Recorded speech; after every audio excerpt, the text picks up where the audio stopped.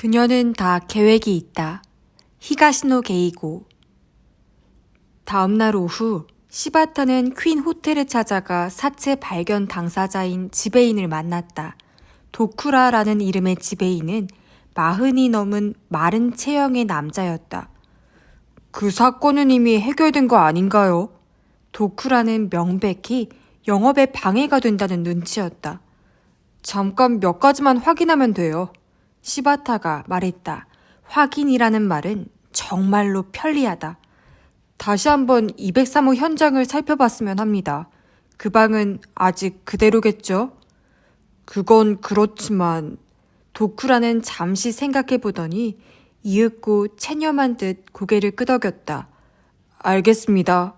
안내하겠습니다. 도쿠라는 프런트 담당에게 말을 건네 203호실 열쇠를 받아들고 냉큼 걸음을 옮겼다. 시바타도 급히 그 뒤를 따라갔다. 203호실의 열쇠를 꽂고 도쿠라는 거친 손놀림으로 문을 밀었다. 커튼이 닫혀 있어서 실내는 어슴푸레했다. 침대는 흐트러진 채였다. 그 이후로 청소는 안 했죠? 네, 당연히 전혀 손대지 않았어요. 지배인이 가볍게 눈꺼풀을 감으며 대답했다. 시바타는 실내를 둘러보면서 신중하게 안으로 들어갔다. 천천히 장갑을 끼고 커튼을 열었다. 봄 햇살이 한꺼번에 비쳐들어 공기 중에 떠있는 먼지가 드러났다. 그는 창 밖을 내려다봤다. 바로 아래쪽은 도로, 그리고 건너편에는 빌딩이 서 있었다. 창문을 통해 어딘가로 탈출하는 건 불가능할 것이다. 게다가 사체 발견 시에는 창문 자물쇠도 채워져 있었다. 지배인과 직원이 함께 달려왔다고 했었죠? 그렇습니다. 그때의 직원도 불러올까요? 부탁드립니다. 도쿠라는 감정이 담기지 않은 표정으로 방을 나갔다. 성이 찰 때까지 얼마든지 조사해봐라 라는 생각인 모양이다. 그가 문을 닫자 도어 체인이 덜렁거리는 소리가 났다. 시바타가 다가가 살펴보니 절단된 체인의 한쪽이 문에 걸린 채 매달려서 흔들리고 있었다. 시바타는 그 사슬 하나하나를 찬찬히 들여다보았다. 예전에 사슬 한 개를 벤치로 벌려서 풀고 외부로 탈출한 뒤에 다시 이어놓는 트릭이 있었다. 하지만 아무리 살펴봐도 그런 조작을 한 흔적은 없었다. 노크 소리에 문을 열자 도쿠라와 직원이 서 있었다. 붉은 색감의 날씬한 제복을 입은 직원은 이제 20을 갓 넘긴 정도의 젊은이였다. 사건 날 밤 시바타도 만난 기억이 났다. 이름은 모리노라고 했었다. 처음에 마루모토 씨와 함께 이 방에 왔을 때 분명 도어 체인이 걸려 있었던가요? 네, 확실합니다. 모리노라는 직원이 대답했다. 시바타는 도쿠라를 보았다. 도어 체인을 외부에서 푸는 건 절대로 불가능합니까? 네, 불가능합니다. 도쿠라는 단언했다. 그러면 그 경우 체인을 절단하는 방법밖에는 없을까요? 그렇죠. 모리노한테서 얘기를 들었을 때 곧바로 체인을 끊기로 결정했어요. 호텔에 따라 조잡한 체인을 쓰는 곳도 있고 그런 곳에서는 힘으로 밀어붙이면 체인이 끊기기도 한다는데 우리는 그런 물건은 쓰지 않아요. 그래서 망설임 없이 벤치를 들고 달려왔죠.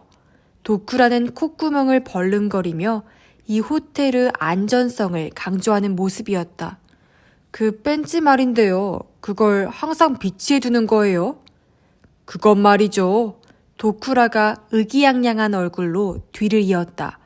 이번 같은 경우가 있기 때문에 우리 호텔에서는 미리 철저히 준비해 둔 겁니다. 그렇군요. 도어 체인을 절단하고 안에 들어간 다음에는 어떻게 했는지 얘기해 주세요. 그 얘기라면 지난번에도... 다시 한번 듣고 싶어서요. 시바타의 말에 도쿠라는 과장스럽게 한숨을 내쉬었다. 마루모토 씨와 모리노와 나 셋이서 안으로 들어갔습니다.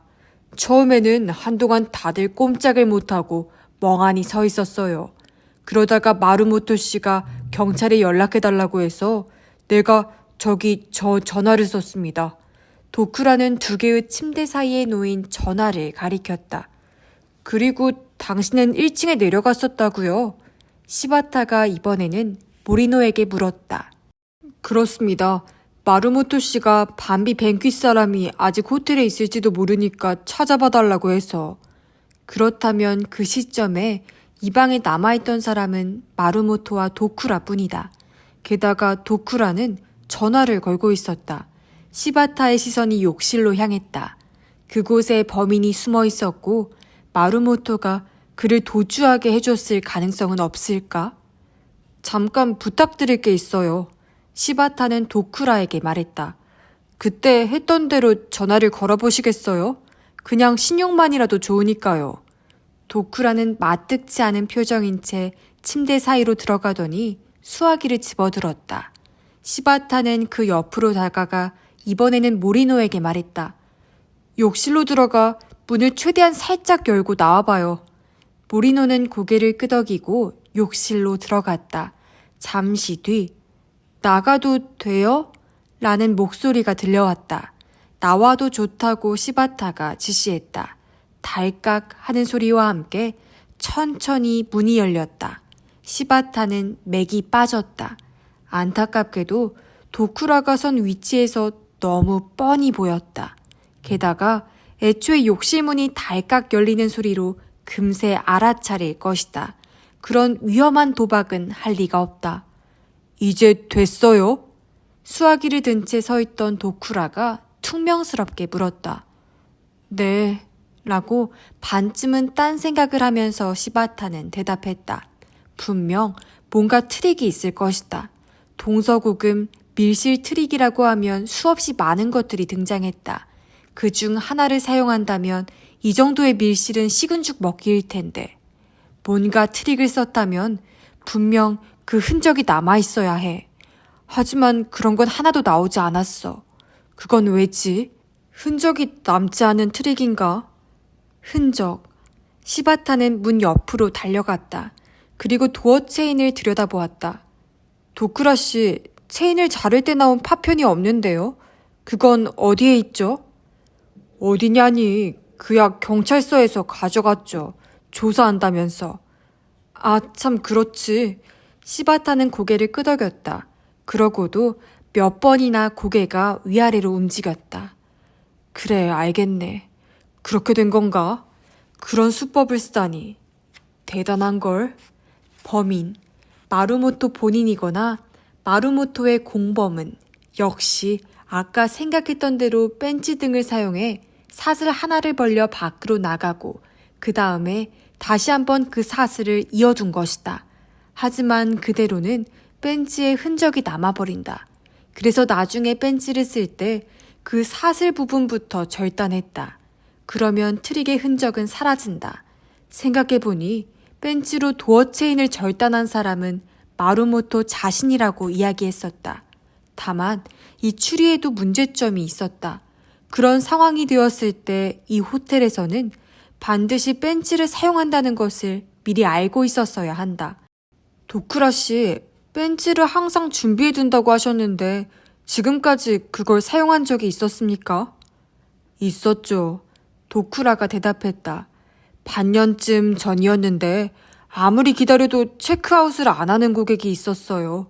전화를 해봐도 아무도 받질 않아서 우리 직원이 상황을 살펴보러 갔더니만 고객이 침대에서 발작을 일으켰더라고요. 그때 도어 체인이 안에서 잠겨 있었기 때문에 벤치를 사용했습니다. 그래요? 혹시 그런 사실이 어딘가 언론에 실렸다거나? 아니요. 그렇게 큰 사건도 아니었는데요, 뭘. 하지만 설령 큰 사건이 아니었더라도 그런 소문을 듣고 벤치 사용을 알게 되었다는 건 충분히 가능한 이야기다. 이걸로 밀실 트릭은 깨졌구나. 도어 체인을 만지작거리며 시바타는 내심 쾌재를 불렀다. 이걸로 자살설을 뒤흔들 수 있을지도 모른다. 아, 잠깐. 체인을 만져보는 사이에 한 가지 사실을 깨달았다. 그는 도쿠라 쪽을 돌아보았다. 절단하는 것밖에 다른 방법이 없다고 하셨는데 이 사슬 하나를 벤치 같은 것으로 벌린다는 방법도 있지 않나요? 범인이 처음에 그렇게 해서 밖으로 나갔다면 당연히 들어올 때도 그 방법을 쓰면 되는 것이다. 그런데 도쿠라의 대답은 뜻밖이었다. 그것도 가능하긴 한데 오히려 손이 더 많이 갑니다. 왜죠? 현재 거기에는 없지만 도어 체인에 가죽 커버가 씌워져 있어요. 사슬 하나를 풀기 전에 우선 그 가죽 커버부터 벗겨내야 합니다. 그러느니 아예 한꺼번에 잘라내는 게 빠르죠. 가죽 커버? 시바타는 멍한 눈길을 도어 체인에 쏟았다. 그런 게 씌워져 있었어요? 네, 그 가죽 커버도 경찰에서 가져갔는데요. 뭐야 이거? 가죽 커버가 씌워져 있었다면 사슬 하나를 벌리고 탈출한다는 건 불가능하다. 그럼 아무도 들어오지도 나가지도 못할 텐데. 그래서 내가 몇 번이나 말했지 않습니까? 도쿠라가 내뱉듯이 말했다. 도어 체인은 안쪽에서가 아니면 걸 수도 풀 수도 없어요. 더구나 바깥쪽에서는 절대로 풀 수가 없다니까요. 정확히 6시에 차인벨이 울렸다. 가슴에 브로치를 달고 마지막으로 화장을 점검한 뒤에 교코는 현관으로 달려갔다. 안녕하세요. 다카미의 상쾌한 웃는 얼굴이 나타났다. 다크 그린의 정장이 아주 잘 어울렸다. 너무 일찍 왔나요? 아니요, 딱 좋았어요. 교코의 말에 그는 다시 하얀 이를 내보이며 웃었다. 오늘 타고 온 차는 수어러였다. 교코가 조수석에 앉고 그가 핸들을 잡았다. 두 사람 사이에는 하얀 자동차 전화기가 설치되어 있었다. 나는 국산차가 좋더라고요. 그가 말했다. 벤츠나 볼보도 좋긴 하지만 아무래도 국내 도로 사정에는 안 맞는 느낌이 들어서. 가격 문제도 물론 있고요. 라면서 그는 웃었다. 교코도 웃었다. 프랑스 요리와 이탈리아 요리 중에 어느 쪽이 좋으냐고 물어서 교코는 이탈리아라고 대답했다. 이탈리아 요리를 좋아해요? 네, 장미의 이름을 보고 이탈리아 팬이 됐어요. 아, 숀 코넬리. 나도 그 영화 봤어요. 아주 재미있던데요. 그런 식당이라면 아마도 아오야마 근처일 거라고 짐작했는데 수어로는 세타가야의 주택가 한복판을 달려갔다. 이런 곳에 식당이 있나? 하고 의아해하는 사이에 다카미는 차를 작은 주차장에 넣었다. 차에서 나와 보니 하얀 서양식 건물의 이탈리아 레스토랑이었다. 천장이 무척 높고 벽에는 거대한 그림이 장식되었다. 아마 북이탈리아의 고성일 거라고 교코는 그 그림을 보며 나름대로 상상했다. 직사각형 테이블 10개 정도가 나란히 놓였고 손님이 앉아있는 건 그중 2개뿐이었다. 교코와 다카미는 가장 안쪽 테이블로 안내를 받았다. 이 식당은 어패류랑 회가 맛있다고 하더라고요. 다카미가 메뉴를 골라보라면서 말했다. 알아서 정해주세요. 라고 교코는 대답했다. 메뉴를 들여다보면 항상 망설이게 된다. 뭐든 다 먹고 싶은 데다 음식을 가리는 버릇도 없다.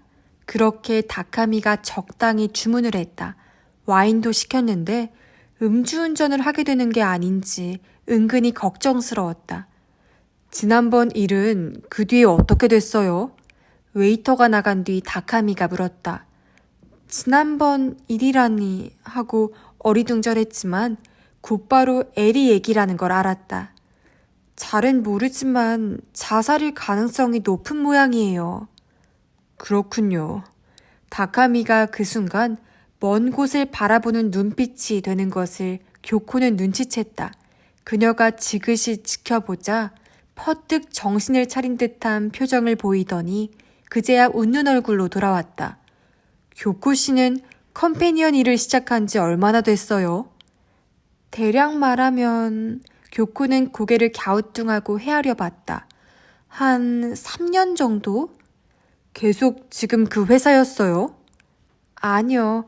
1년 전에 다른 곳에서 옮겨왔어요. 지금 회사는 설립한 지 아직 1년 반밖에 안 됐거든요.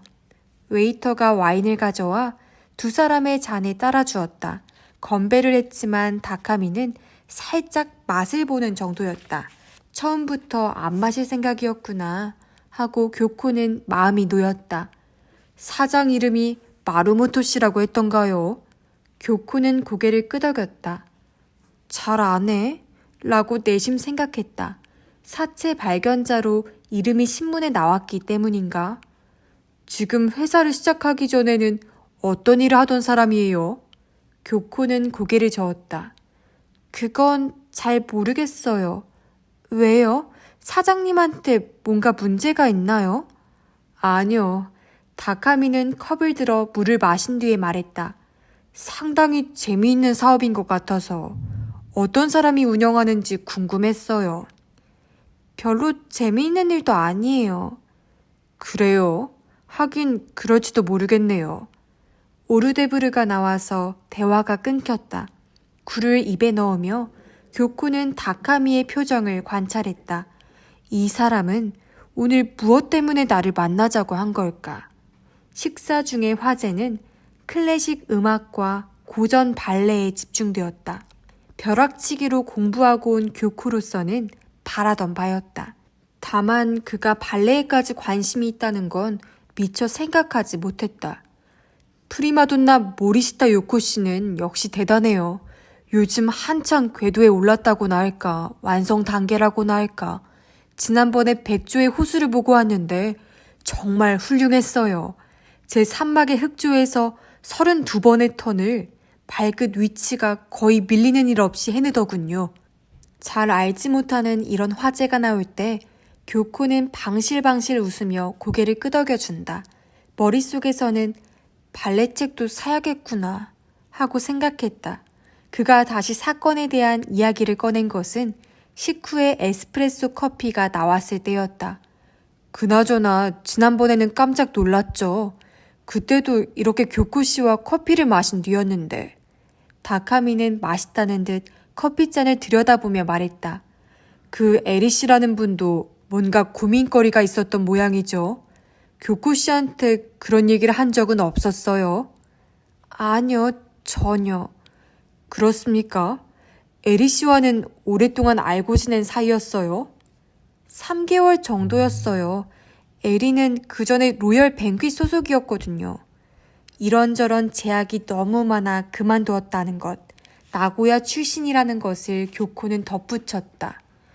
나고야? 역시. 슬쩍 내비친 그 말에 교코는 그의 얼굴을 보았다. 역시라뇨? 아니요, 그게 신문에서 읽은 것 같아서요. 그가 커피잔을 입에 가져가며 대답했다. 식사를 마치고 가게를 나올 때 다카미는 그녀에게 자동차 키를 건넸다. 미안하지만 먼저 타고 있을래요? 점장한테 인사하고 올 테니까. 금방 끝나요. 수어로 조수석에 앉아 교코는 한 차례 심호흡을 했다. 많이 먹었는데도 그리 만족감이 느껴지지 않았다. 아무래도 마음에 걸리는 것이 있었기 때문인지도 모른다. 다카미는 왜 그렇게 에리의 죽음을 궁금해하는 걸까?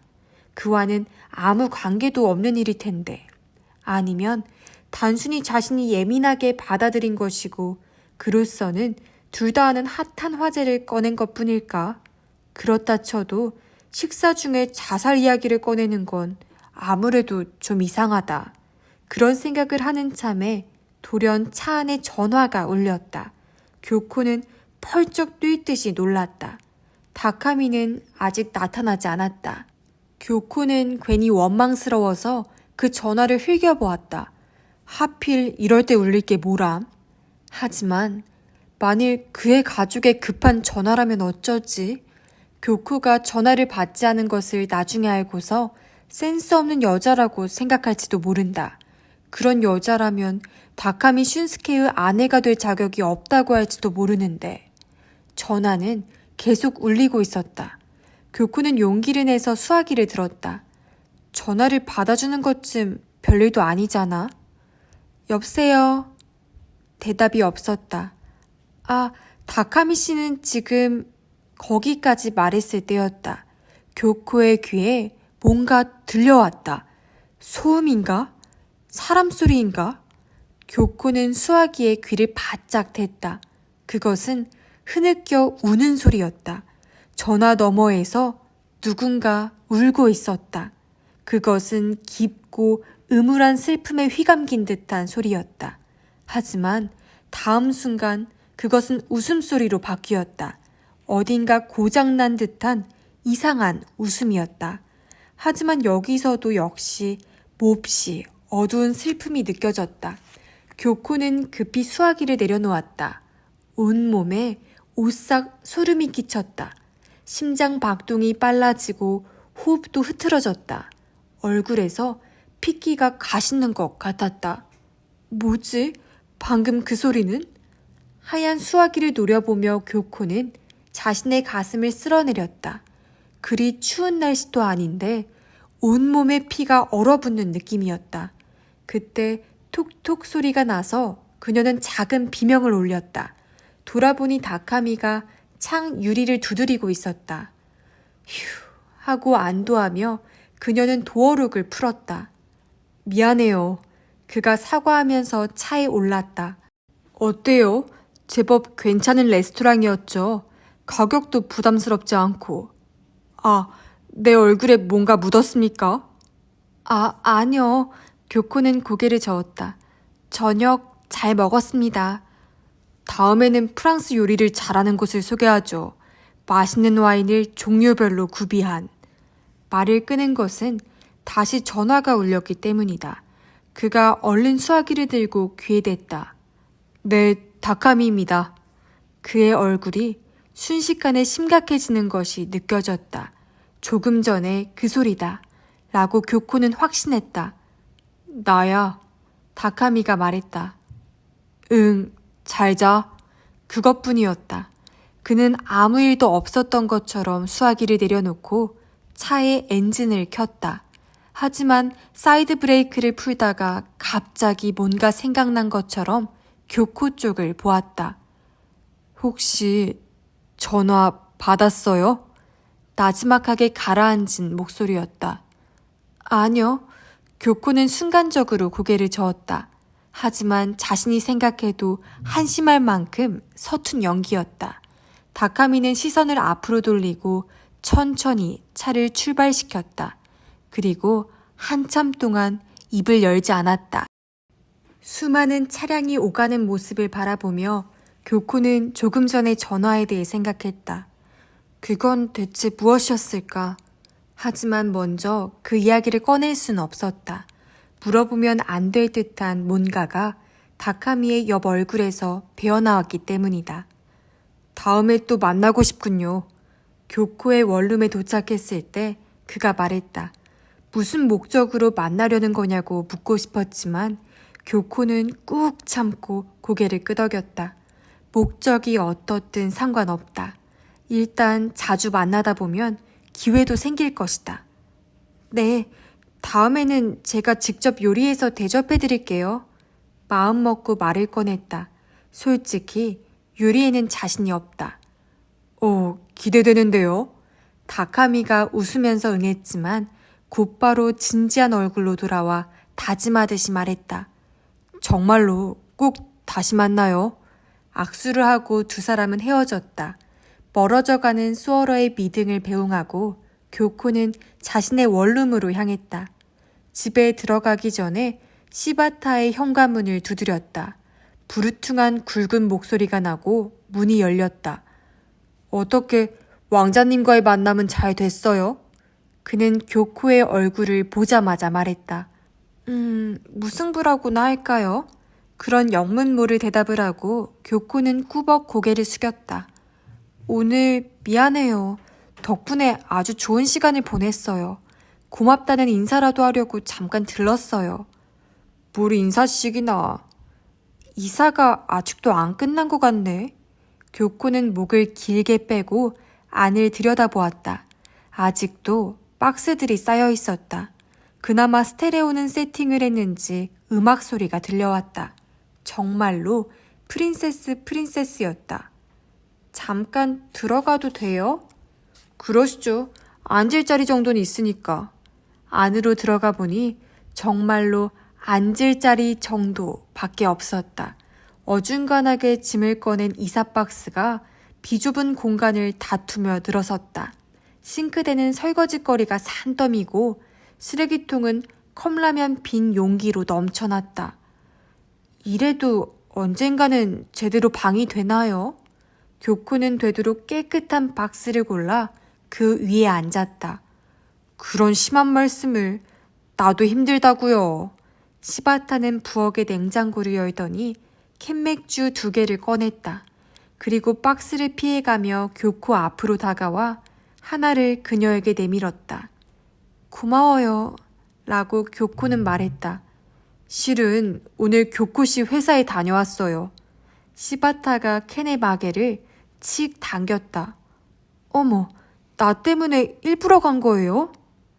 교코 씨의 땡땡이만을 위해 내가 거기까지 갔겠어요. 마루모토 사장의 평판을 다른 직원들에게 넌지시 물어보려고 갔죠. 사장을 의심하는 거네요. 발견자를 의심하는 건 수사의 기본이에요. 덕분에 딱 2가지 마음에 걸리는 걸 발견했죠. 뭔데요? 첫째로 마루모토와 에리 씨의 관계를 아무도 알지 못한다는 점이에요. 에자키 요코와의 관계를 아는 사람이 꽤 많았는데 서로 사귄 지 얼마 안 돼서 그런 거 아니에요? 맥주를 꿀꺽 마셨다. 이탈리아 요리를 먹을 때부터 맥주를 마시고 싶었던 것이다. 그렇게 생각할 수도 있죠. 하지만 아무래도 마음에 걸려요. 그리고 또 한 가지. 마루모토의 출신지예요. 그자도 나고야 사람이더라고요. 교코는 맥주를 뿜을 뻔했다. 또 나고야? 그렇죠. 또 나고야예요. 시바타는 캔맥주를 번쩍 들며 씩 웃었다. 에리 씨도 나고야, 마루모토도 나고야. 난 그게 우연이 아니라고 생각해요. 분명 뭔가 있어요. 뭐가 있는데요? 아직은 모르죠. 그래서 그걸 알아보러 가보기로 했어요. 그는 맥주를 한 모금 마시고 말했다. 내일 휴가를 냈어요. 나고야에 가려고. 에리 씨의 본가를 찾아가 볼 생각이에요. 에리의 본가. 퍼뜩 다카미의 일이 교코의 머릿속에 떠올랐다. 그는 식사하는 동안 계속 에리에 대해 알고 싶어 했다. 나고야가 본가라는 말에도 관심을 보였었다. 그러면 교코는 마음먹고 말했다. 나도 갈게요, 나고야. 시바타가 맥주를 풋 하고 뿜었다. 교코 씨가 왜 거길? 아니, 나도 갈 수 있죠. 에리의 장례식에도 못 갔는데 이참에 향불이라도 올려주고 싶어요. 게다가 내가 함께 가면 형사님도 말하기가 훨씬 수월하시잖아요. 회사는 또 땡땡이? 그건 괜찮아요. 내일은 다행히 일이 없거든요. 어때요? 정해졌죠? 참. 시바타가 쓴 웃음을 지었다. 뭐 좋아요. 나도 여자분과 여행하는 게 더 재미있으니까. 교코는 다리를 꼬고 그 위에 턱을 괴면서 후후하고 웃었다. 시바타 형사님 정말 솔직하시네. 난 그런 사람이 좋더라. 네, 칭찬 고맙네요. 그가 말했다. 그날 밤 교코는 가위에 눌렸다. 깊은 어둠 속으로 빨려 들어가는 꿈을 꾼 것이다. 어둠 속에서 바로 그 흐느껴 우는 소리가 들려왔다. 다음날 아침 교코와 시바타는 도쿄역에서 7시 정각의 신칸센을 탔다. 자유석이지만 마침 자리가 나서 나란히 앉을 수 있었다. 교코는 출발과 동시에 잠이 들었다. 간밤에 제대로 잠을 못 잔 것이다. 눈을 떴을 때 창밖으로 후지산이 보였다. 날씨가 맑아서 파란 하늘을 배경으로 눈부실 만큼 또렷한 모습이었다. 옆에서는 시바타가 눈을 감고 워크맨을 듣고 있었다.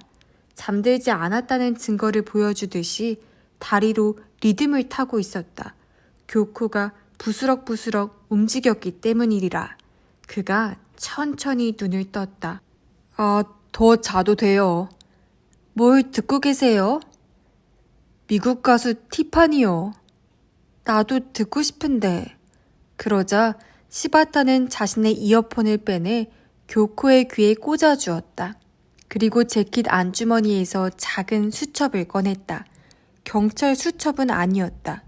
그가 펼친 페이지에는 뭔가 도면 같은 것이 그려져 있었다. 찬찬히 들여다보니 퀸 호텔의 객실 조감도와 도어 체인 그림이었다. 신칸센에서 내려 개표구를 나서자 9시 정각이었다. 역사 앞에는 거대한 벽화가 있고 그 밑에 약속을 기다리는 사람들이 주르륵 서 있었다. 여기서 어디로 가요? 지하철을 타야 해요. 이샤라는 역으로 갈 거니까. 지하철역까지는 한참을 걸어야 했다. 게다가 역 안이 몹시 붐볐다. 지하철이란 어디든 똑같구나 라고 교코는 생각했다. 이샤역을 나서자 작은 지도를 손에 들고 시바타는 북쪽으로 향했다. 이곳이 대체 어디쯤이냐고 물었더니 그가 메이토구라고 알려주었다. 그렇구나 라고 고개를 끄덕였지만 지명을 들었다고 위치를 알 수 있는 것도 아니다. 에리의 본가는 이샤역에서도 한참 걸어 들어간 곳에 있었다. 도로를 마주하고 주차장이 있고 그 안쪽이 쌀가게였다. 오른편은 신문가게, 왼편은 카페였다. 교코와 시바타가 다가가자 가게를 지키던 에리의 부친이 맞아주었다. 백발머리에 사람 좋아 보이는 얼굴이었다. 그는 안쪽에 대고 큰 소리로 아내를 불렀다.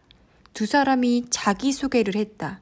교코가 함께 일하던 친구라고 하자 어두운 낯빛에 희미한 반가움이 스쳤지만 시바타가 형사라는 것을 알고는 부부의 얼굴이 긴장했다. 시바타는 개인적인 방문이라는 것을 강조했다.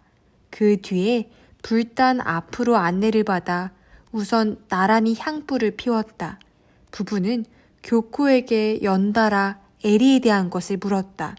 어떻게 지냈는지, 뭔가 고민하는 기색은 없었는지 묻는 것을 보니 결국 그들도 자살할 만한 이유로 짐작되는 게 없는 모양이었다. 에리 씨가 이쪽의 대학 영문과를 졸업했다고 하던데요. 시바타의 질문에 부부는 말없이 고개를 끄덕였다. 졸업한 뒤에는 어떻게 지냈습니까? 학원 영어 강사로 근무했어요. 3년 전까지는. 어머니 쪽이 대답했다. 그런데 왜 도쿄에 올라갔던 건가요? 시바타의 질문에 부부는 서로 얼굴을 마주보며 당황한 표정을 지었다. 명백히 동요하고 있다고 교코는 짐작했다. 글쎄요. 아버지 쪽이 고개를 갸우뚱하고 있다가 이윽고 입을 열었다. 젊은 애들은 한 번쯤은 도쿄에 가고 싶어 하니까요. 그렇군요. 이번에는 교코와 시바타가 얼굴을 마주볼 차례였다. 시바타가 슬쩍 눈짓으로 신호를 보냈다. 에리 방을 좀 볼 수 있을까요? 교코가 물었다. 그럼요. 라면서 어머니가 자리에서 일어섰다. 에리의 방은 2층 남향이고 3평 남짓한 넓이에 책상이며 서랍장이 놓여 있었다. 아마도 그녀가 학생이던 시절 그대로인 모양이었다. 얼마 전에 집에 내려왔을 때는 건강하던 아이가 갑자기 왜 그렇게 됐는지, 슬픔이 되살아나는지 어머니가 눈가를 훔쳤다. 교코는 벽에 붙은 포스터며 책상 위의 책 제목들을 하나하나 들여다보았다. 시바타는 앨범을 펼치고 있었다. 아래층에서 부르는 소리에 어머니는 계단을 내려갔다. 그와 동시에 시바타가 슬쩍 이것 좀 봐요 라면서 앨범을 교코에게 내보였다. 그곳에는 교코가 알고 있는 것보다 좀 더 젊은 에리의 모습이 있었다. 화장하는 방법도 다르고 아직 통통하게 앳된 얼굴이었다. 이렇게 예쁜 친구인데 또 눈물이 날 것 같아요. 울어도 괜찮지만 우선 이것부터 봐요. 부자연스럽게 옆이 좁은 사진이 있죠. 이건 나중에 한쪽을 잘라낸 거예요. 그러고 보니 분명 그런 흔적이 있었다. 그런 사진이 여러 장이었다. 여기 가장 최근의 사진도 그렇죠. 하나같이 에리 씨 혼자예요. 정확히 말하면 에리 씨만 남기고 잘라냈어요. 게다가 이 잘라낸 면을 보면 바로 최근이에요. 어떻게 된 걸까요? 그거야 뻔하죠. 여기에 에리 씨의 연인이 함께 찍혔던 거예요. 부모님은 그걸 그대로 남겨두기가 싫었던 모양이지. 분명 그래서 잘라냈을 거예요. 그 연인이 마음에 안 드셨을까요? 글쎄요. 어쩌면 그럴지도. 발소리가 들려서 시바타는 앨범을 책장에 돌려놓았다. 차가 준비됐는데 내려와서 마실래요? 어머니의 말에 두 사람은 계단을 내려왔다. 차를 마시며 되도록 무난한 이야기를 나눈 뒤에 그만 일어서기로 했다. 그때쯤이 되자 배달에 나갔던 장남 노리유키가 돌아왔다. 노리유키는 큰 몸집에 수염이 짙은 남자였지만 웃으면 아주 선한 얼굴이 되었다. 노리유키가 나고야역까지 차로 배웅해준다고 해서 교코와 시바타는 그 호의에 기대기로 했다. 차는 스바루 투링 외건이다. 배달할 때 아주 편리하다면서 노리유키가 흐릿하게 웃었다. 시바타가 조수석에 앉고 교코는 뒤에 앉았다. 아버지 어머니가 반가워했죠. 에리가 도쿄에서 어떻게 지냈는지 알고 싶어 하셨거든요. 노리유키가 말했다. 에리 씨가 왜 도쿄에 올라가는지는 얘기를 안 해주시던데요. 시바타가 분명한 말투로 이야기를 꺼내자 그 즉시 노리유키는 입을 꾹 다물었다. 혹시 에리 씨의 연인과 관련된 일 때문이었습니까? 잠시 틈을 둔 뒤에 노리유키가 되물었다. 왜 그렇게 생각하시죠? 앨범을 봤거든요. 에리 씨와 같이 찍은 사람을 모두 잘라냈더군요. 그러자 노리유키는 후 하고 코로 숨을 토해냈다.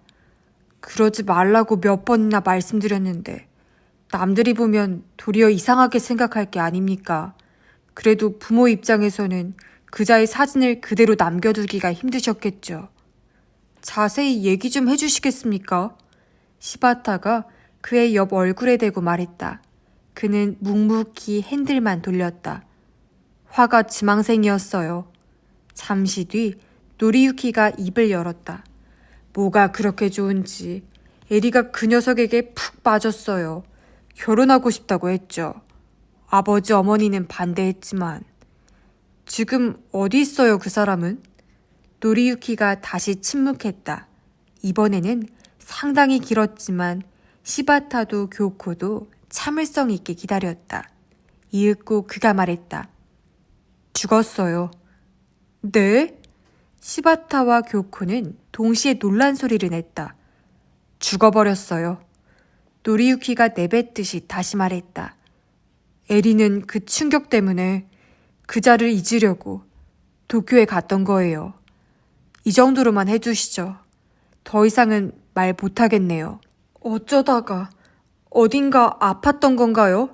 시바타가 물었다. 하지만 그는 정말로 입을 꾹 다물어 버렸다. 노리유키의 차에서 내린 뒤 시바타는 택시 승차장으로 향했다.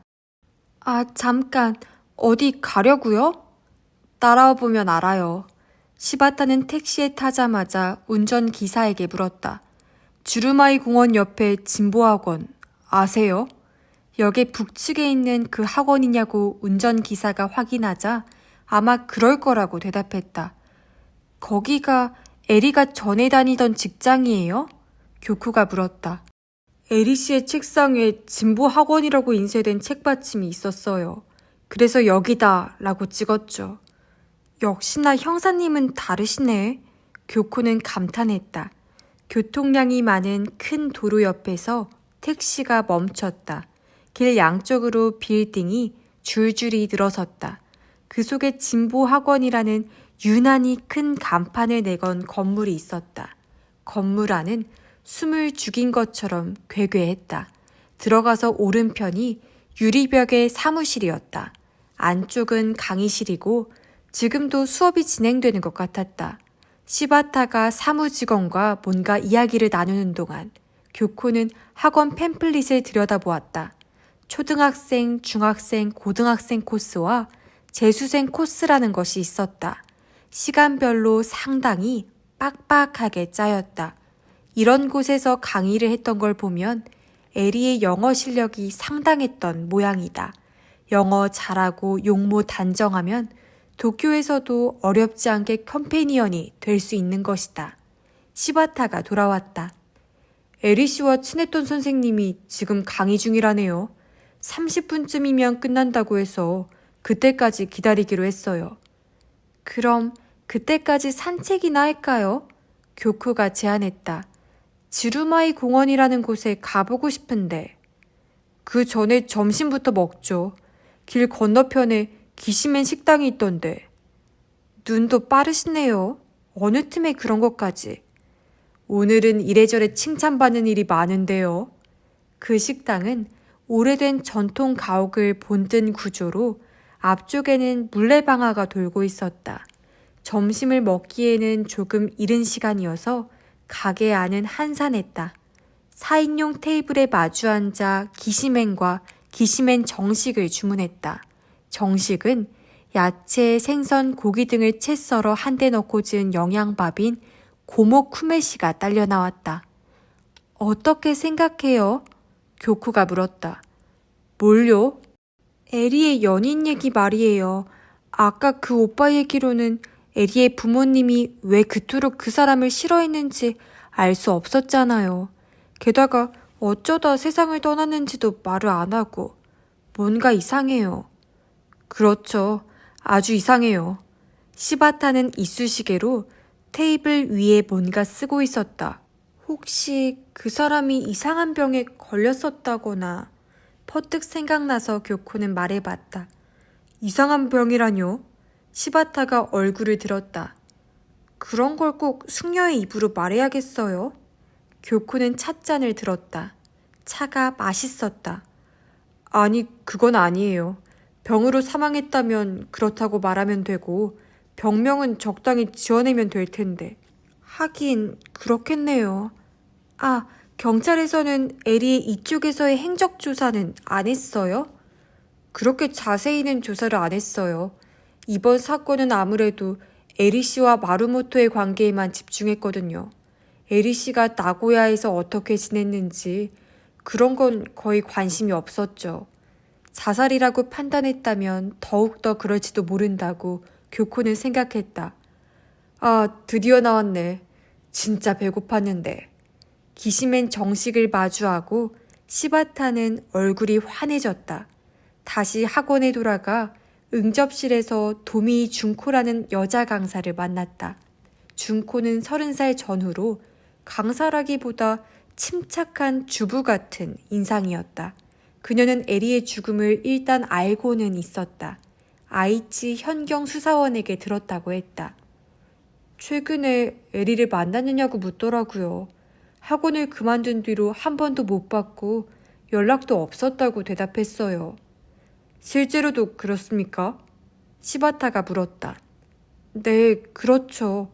준코는 또렷한 말투로 답했다. 낭랑한 목소리였다. 실은 에리 씨의 연인에 대해 좀 물어볼까 하는데요. 이쪽에 사귀던 사람이 있었죠. 그러자 준코는 망설이듯 고개를 숙이고 눈만 깜짝거렸다. 화가 지망생이었다고 하던데요. 부모님이 상당히 반대하셨다고 들었습니다만. 여기서 다시 준코는 눈높이를 올렸다. 저도 자세한 건 모르겠어요. 하지만 그런 사람과 사귄다는 이야기는 들었어요. 이름이 어떻게 되는 사람이었어요? 잠시 머뭇거린 뒤 그녀는 혼잣말을 중얼거리듯이 말했다. 이세라고 했던가? 시바타는 그 한자를 손끝으로 테이블에 써보고 있었다. 사망했다고 하던데요. 네, 준코는 고개를 끄덕이고 시바타의 얼굴을 지그시 들여다보는 눈빛으로 말했다. 혹시 기억 안 나세요? 신문에 꽤 크게 실렸었는데. 신문에? 시바타는 의아한 얼굴을 하며 되물었다. 그 사람 무슨 일 있었습니까? 준코는 심호흡을 하고 시바타와 교코의 얼굴을 번갈아 보면서 말했다. 자살했어요. 자기가 사람을 죽였다는 유서를 남기고. 사람을 죽였다고요? 말을 한 다음에 시바타는 하는 소리를 냈다. 네, 그 사건이에요. 도미 준코가 말했다. 다카미 부동산 회사 사장님이 살해된 사건, 그 범인이 이세 씨였어요.